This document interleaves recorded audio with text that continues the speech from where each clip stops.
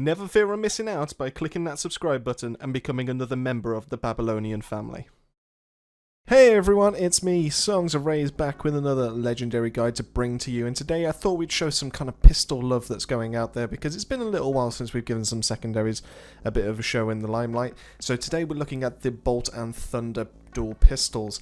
So the tier 3 mod on these is Strings of Gorse, which it may be familiar, you will have seen on a couple other pistols, because for some reason these pistols don't have a unique tier 3 mod. They actually do go across a couple others, but shots will link up to 5 enemies in a 5 meter radius of the target and deal 79,155 electric damage to each of them, and this refreshes every 2 seconds.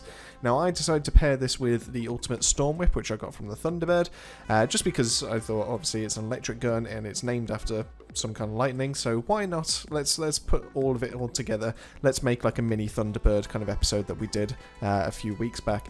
So what's special about these? Well, the tier 3 mod is okay. It's kind of adequate. It's kind of going to be a short episode, this one, just because Strings of Gorse obviously is a repeat, but in the same respect, it's not a very interesting mod in a way.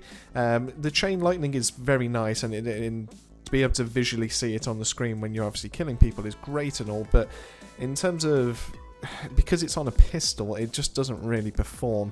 Obviously the range is there because you can just, well, you can hit enemies across screen. These pistols are fairly accurate in that kind of regard as well, so if you aim down sights you'll be able to get plenty of like pinpoint shots to be able to trigger this off. But because pistols have such a massive drop-off range, and these pistols have a 30 meter range, which sounds pretty good on the card, but is not actually when you put into effect and actually take them out.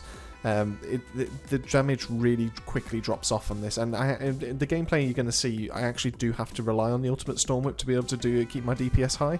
The one saving grace for this pistol, or these two pistols actually, is the damage is kind of on the high end for actually shooting. So 4,478 damage on a 70k firepower pistol is actually not too bad. That's actually kind of on par with some of the assault rifles that are out in this game, especially ones that are at a higher firepower than this as well. So the slow RPM on this does actually hold it back as well, which obviously keeps it in check. It does have a high mag size, which is great.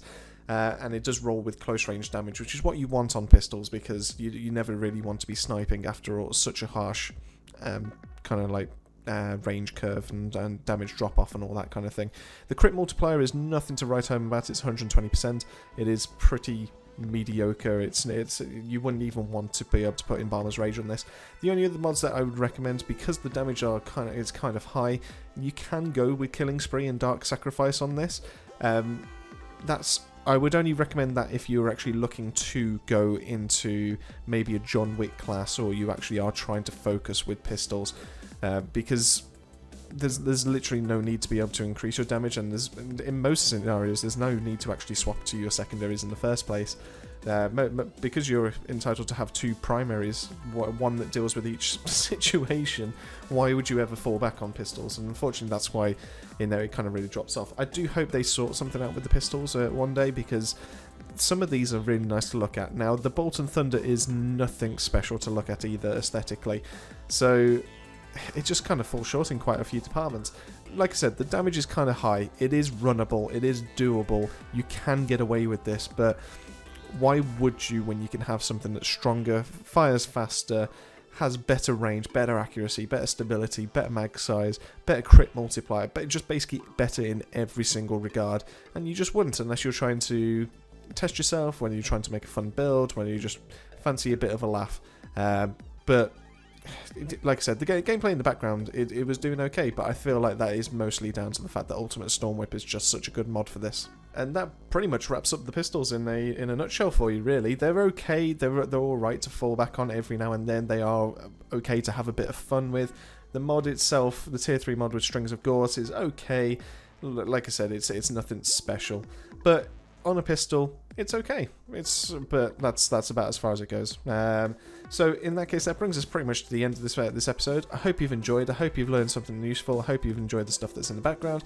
If you did, please remember to drop us a like and subscribe. Greatly appreciate it with the channel and it's going. But as always, keep yourself safe, keep yourself well, and I'll see you on the next episode.